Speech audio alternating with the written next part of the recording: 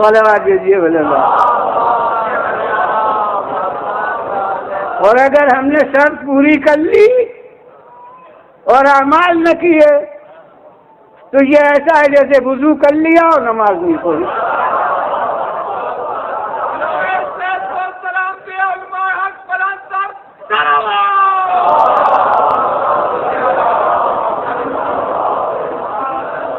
صلوات دیجیے اللہ.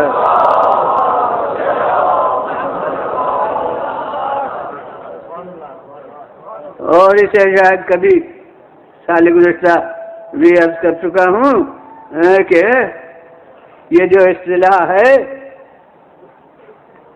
اصول دین اور فروع دین کی، یہ در حقیقت اسی واقعیت کا اظہار ہے.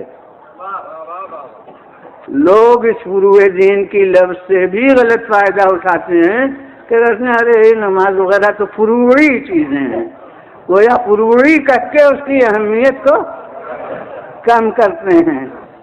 حالانکہ پیغمبر خدا صلی اللہ علیہ وآلہ وسلم کے پاس جو کوئی مسلمان ہونے کے لیے آتا تھا تو آپ اس کو یہ دو لفظوں میں بتاتے بھی نہیں تھے کہ یہ اصول دین ہے، یہ فروع دین ہے.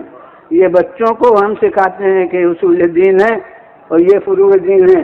پیغمبر کسی مسلمان کو یہ نہیں کہتے تھے کہ دیکھو اصول دین یہ ہیں ان کو یاد کرو اور فروع دین یہ ہیں انہیں یاد کرو، بلکہ آپ فرماتے تھے کہ اللہ اور روز آخرت پر ایمان لاؤ اور نماز پڑھو. یعنی ایک دم پیغام توحید اور پیغام صلاۃ. صلوات دیجیے اللہ.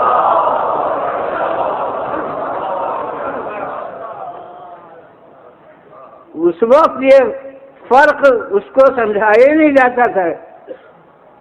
یہ حقیقت میں علماء کی قائم کی ہوئی اصطلاح ہے علم کلام کی، اصول دین اور فروع دین. نہ قرآن میں یہ تفریقہ ہے امتیاز اور نہ احادیث میں. یہ ایک حقیقت کے اظہار کے لیے ہے جس کو نظر انداز کر کے لوگ اہم اور غیر اہم کا فرق میں اس کا استعمال کرتے ہیں کہ وہ اہم ہے اصول دین اور یہ بیچارے فروع دین ہے.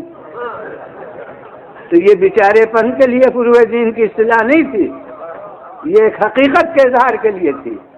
وہ یہ تھی کہ اصول دین کے معنی یہ بچوں کو اتنا تو بتایا جا سکتا ہے. جو ذرا واقعی سمجھانے والے معلم ہیں وہ شروع میں ان کو صرف لفظ نہیں یاد کراتے، کہتے ہیں اصول دین یعنی دین کی جڑیں اور فروع دین یعنی دین کی شاخیں.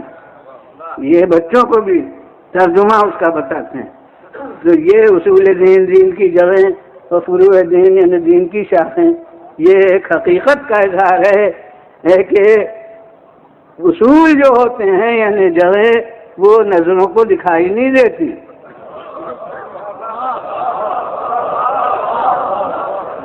وہ اندر اندر پھیلتی ہیں. جو نظر آتی ہیں وہ شاخیں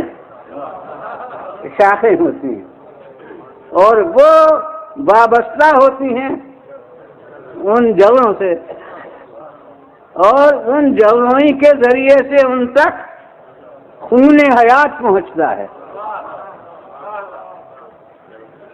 وہ سبب ہوتی ہیں اور وہ شاخیں اثر ہوتی ہیں اور وہ سبب جو ہے وہ اندر اندر ہوتا ہے اور وہ شاخیں نظر کے باہر ہوتی ہیں.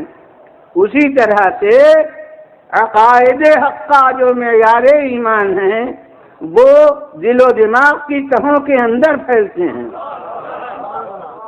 اور ان کے آثار ہیں جو اعمال کی صورت میں اعضاء و جوارح سے نمودار ہوتے ہیں. صلوات دیجیے اللہ. پھر بلند آواز سے صلوات.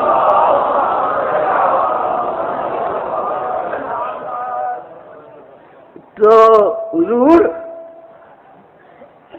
اگر جڑیں مضبوط ہیں اور زندہ ہیں تو پھر ممکن ہی نہیں ہے کہ شاخیں نہ ہوں. وہ ان کا لازمی نتیجہ ہے کہ شاخیں ہوں. اور اگر شاخیں پژمردہ ہیں اور خشک ہیں یا موجود ہی نہیں ہیں تو سمجھیے کہ جڑ مردہ ہے، جڑ میں زندگی نہیں ہے. اور اب اس کا علاج کیا ہے؟ شاخوں کو پانی میں ڈبونے سے کام نہیں چلے گا، جڑوں میں پانی دینے کی ضرورت ہے. بولوا دیجیے بولے پھر بلند آواز سے بولے.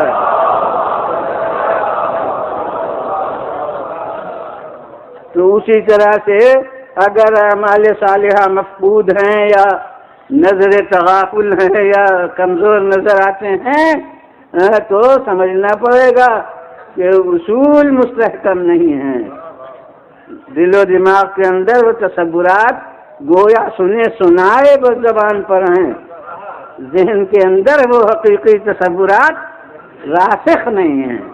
اگر راسخ ہوتے تو ممکن ہی کیوں کرتا کہ شاخیں برآمد نہ ہوں، شاخیں نظر نہ آئیں.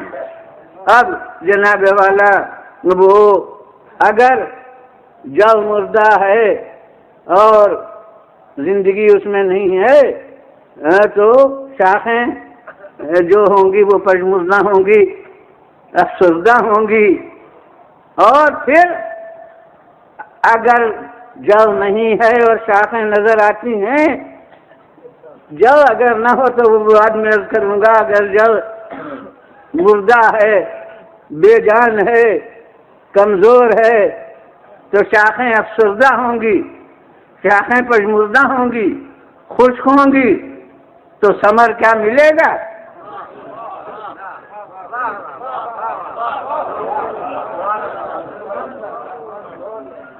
ثمر شاخوں ہی کے ذریعے سے ملے گا، اور ان شاخوں کے ذریعے سے ملے گا جو اصل سے وابستہ ہوں اور جو اصل میں زندگی رکھتی ہوں. اگر اصل خشک ہے تو پھر شاخوں سے ثمر نہیں ملے گا. اگر جڑ نہیں ہے بالکل اور شاخیں ہیں بڑی دیدہ سے تو وہ نمائشی ہوں گی.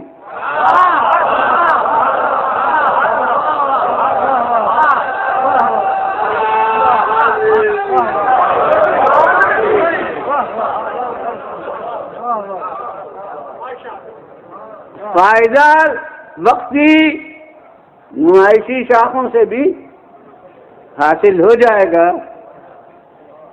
رونق چمن ہوگی، دیدہ دیدی ہوگی. ممکن ہے اگر گھنی شاخیں ہوں تو سایہ بھی ہو جائے، کچھ چھاؤں آرام کا باعث بن جائے، مگر ثمر نہیں ملے گا. ثمر انہی شاخوں سے ملے گا جو زندہ اصل سے متصل ہوں. اور ایک اور خاصہ ہوگا اس نمائشی شاخوں کا کہ کسی تیز ہوا کے جھٹکوں کو برداشت نہیں کر سکتے.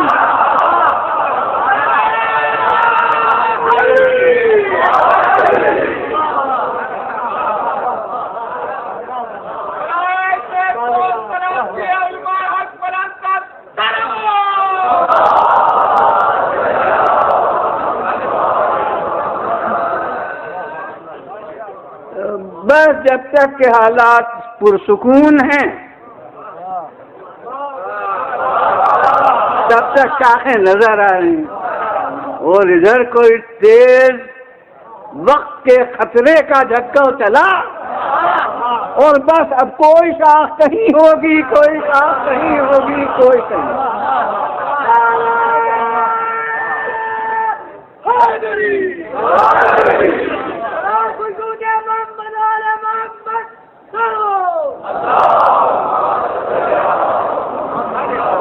صلوات دیجیے بلند.